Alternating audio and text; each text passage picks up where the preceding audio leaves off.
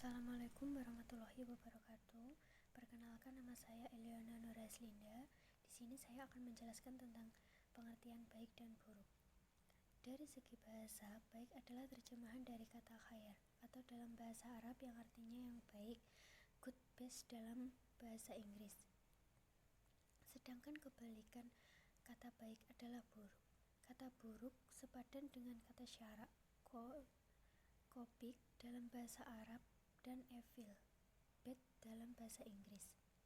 Baik dan buruk merupakan sifat yang selamanya akan menempel pada suatu benda, terlepas apakah benda itu mati ataupun hidup. Setiap ada pengertian baik, maka akan ada pula pengertian buruk. Dalam mendefinisikan baik dan buruk, setiap orang pasti berbeda-beda, sebab sumber penentu baik dan buruk yaitu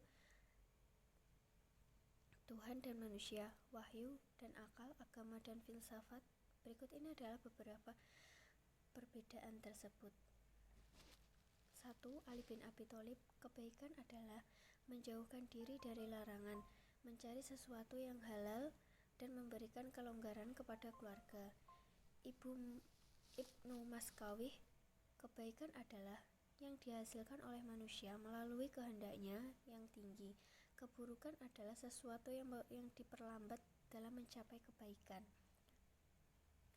Muhammad Abduh, kebaikan adalah apa yang lebih kekal faedahnya sekalipun menimbulkan rasa sakit dalam melakukannya.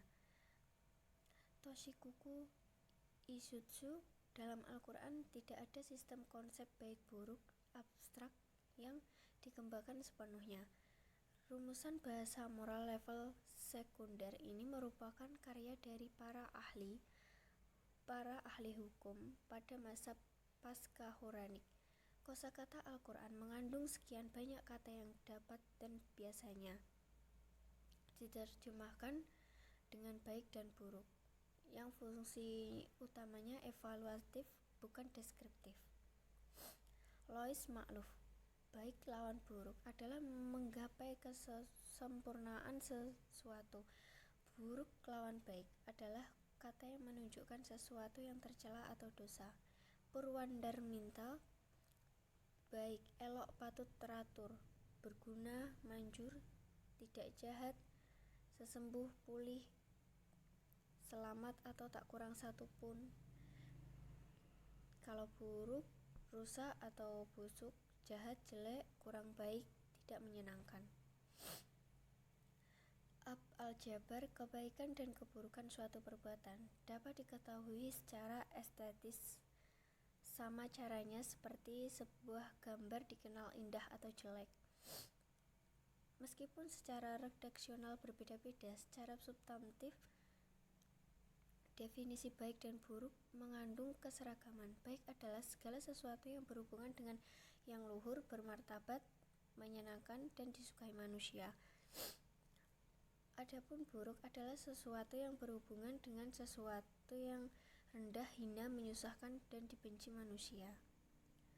Kebaikan sederhana yang bisa membuat dunia menjadi tempat yang lebih baik lagi. Setiap semua orang bertemu, tersenyumlah. Hanya dengan senyum tidak akan membuatmu mengalami kerugian. Bayangkan saja, hanya dengan sebuah senyuman kamu mampu mengubah dunia. Senyuman adalah simbol bahwa kita senang dan menghargai seseorang. Itulah alasan mengapa senyuman bisa memberikan kekuatan kepada seseorang. 1. Mengucapkan salam kepada siapapun. 2. Berbagi hidangan kepada orang yang membutuhkan. 3. Buanglah sampah pada tempatnya supaya dunia tak semakin kotor. 4. Pilih perkataanmu yang baik, keluarkan yang jelek disimpan sendiri. 5. Berbuat baik kepada siapapun, bahkan ke orang jahat. Memang benar bahwa dunia adalah wadah yang sangat sempit bagi mereka yang jujur. Ada banyak godaan dan keadaan yang dirasa sulit untuk melakukan kejujuran. Tapi tahukah kamu, untuk membuat dunia menjadi lebih baik, satu orang jujur saja akan membuat perubahan yang sangat besar. Jangan menunggu untuk berbuat baik, mulailah dari sekarang, karena menjadi baik dimulai dari hal yang sangat sederhana. Materi selanjutnya akan disampaikan oleh teman saya, Elsa Larasinta. Saya akan melanjutkan materi dari teman saya Eliana. B. Cara menuju kebaikan. Menurut Abu Dzar radhiyallahu anhu berkata, "Ya Rasulullah, amal perbuatan apakah yang utama?" Nabi menjawab, "Iman, maksudnya itu percaya kepada Allah dan berjuang, maksudnya itu jihad untuk menegakkan agama Allah." Saya bertanya, merdekakan budak yang mana yang lebih afdal? Nabi menjawab, yang lebih disayang oleh yang punya majikannya, dan yang lebih mahal harganya. Jika saya tidak dapat berbuat itu, Nabi menjawab, membantu pekerja atau membuatkan orang yang tidak dapat bekerja.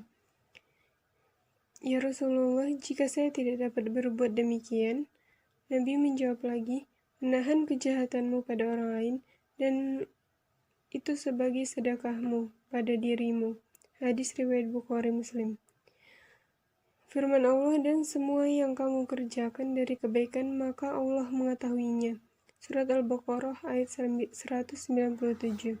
Karena perbuatan yang tidak berdasarkan iman akan sia-sia, maka amal yang utama adalah iman, sehingga semua amal itu bersendikan iman, dan kedua ialah jihad, berjuang benar-benar untuk menegakkan agama Allah. Kemudian membantu meringankan beban orang lain. Kalau sudah sunyi dari kebaikan sama sekali, maka harus menahan diri dari kejahatan. Abu Dzar radhiyallahu anhu berkata, Rasulullah bersabda, tiap pagi ada kewajiban bersedekah untuk tiap-tiap persendian. Maka tiap ucapan subhanallah itu termasuk sedekah, dan tiap ucapan alhamdulillah itu juga sedekah, dan tiap ucapan la ilaha illallah itu juga sedekah, dan tiap ucapan Allahu Akbar sedekah, dan menganjurkan kebaikan dan mencegah dari kemungkaran itu juga termasuk sedekah, dan memberi dari itu semua sholat 2 rakaat sunnah duha. Menurut hadis riwayat Muslim, pada tubuh manusia terdapat 360 ruas persendian, yang semuanya itu harus disyukuri nikmat Allah yang demikian luas dan banyak. Tetapi agama menganggap semua penggunaan dari persendian itu untuk kebaikan, maka itu sebagai sedekahnya. Abu Dzar berkata, Rasulullah berkata kepadaku, jangan merendahkan walau sedikit dari kebaikan, walaupun hanya menyambut temanmu dengan wajah yang manis. Kebaikan bernilai di sisi Allah, walau sekadar tersenyum di depan teman. Abu Hurairah berkata, Nabi bersabda, hai wanita muslimah, janganlah seorang tetangga merasa rendah akan memberi hadiah pada tetangganya, meskipun yang dihadiahkan itu sekadar kikil kambing. Hadis riwayat Bukhari Muslim. Oleh karena itu, hadiah itu biasanya timbul karena ingin dan memberi dan sayang, maka tidak diukur besar kecilnya, hanya dinilai dari bekas dan akibat yang ditimbulkannya.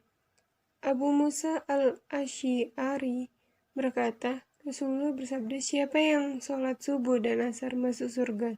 Hadis riwayat Bukhari Muslim. Berarti siapa yang dapat menjaga kedua waktu yang berat, kesatu karena lezatnya tidur, dan kedua karena sibuk kerja, maka jika pada kedua waktu itu dapat dijaga, maka pastikan bahwa sholat pada waktu yang lainnya akan lebih diperhatikan. C. Menghindari keburukan. 1. Tidak takabur. Takabur atau sombong secara bahasa artinya membesarkan diri atau menganggap dirinya lebih dari orang lain. Pengertian takabur secara istilah adalah suatu sikap mental yang memandang rendah terhadap orang lain, sementara ia memandang tinggi dan mulia terhadap dirinya sendiri. Sifat takabur merupakan sifat yang dimiliki oleh iblis. Sifat inilah yang menyebabkan iblis diusir dari surga dan diturunkan derajatnya sehingga menjadi makhluk yang sangat rendah. Sifat takabur iblis terlihat ketika ia menolak perintah Allah untuk sujud kepada Nabi Adam. Penolakan iblis ini disebabkan ia merasa dirinya lebih tinggi dan mulia daripada Nabi Adam. Aku diciptakan dari api sedangkan Adam diciptakan dari tanah. Mengapa aku harus sujud kepadanya? Kemudian yang kedua adalah itba'ul hawa. Secara bahasa itba'ul hawa berarti mengikuti hawa nafsu, sedangkan secara istilah yaitu orang yang lebih mengikuti jeleknya hati yang telah diharamkan oleh hukum syariat. Itulah orang yang selalu mengikuti hawa nafsunya. Dari definisi di atas dapat kita pahami, itba' al-hawa berarti mengikuti hawa nafsu untuk melakukan perbuatan-perbuatan yang dilarang hukum syari, berbuat hal-hal yang dilarang agama. 3. Tidak suka gibah. Mengumpat atau gibah adalah kejahatan lidah yang terbesar. Menurut Al-Ghazali, mengumpat adalah mengatakan sesuatu atau kekurangan tentang orang lain yang kemungkinan besar akan menyakiti perasaan apabila ia mengetahuinya, meskipun apa yang diceritakannya itu sungguh benar adanya. Kekurangan yang dibicarakan itu bisa terdapat pada badan, nasab, tabiat, ucapan, agama, maupun urusan duniawi lainnya. Adapun pembicaraan kekurangan atau aib seseorang yang tidak terdapat pada diri orang tersebut dinamakan itu fitnah. 4. Tidak namimah. Secara bahasa, namimah berarti mengadu domba.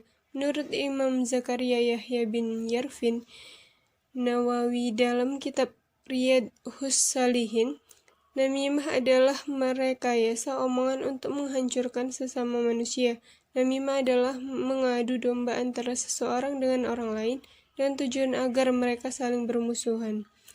Sekian penjelasan dari saya. Jika ada kurang dan lebihnya, saya mohon maaf yang sebesar-besarnya. Wassalamualaikum warahmatullahi wabarakatuh.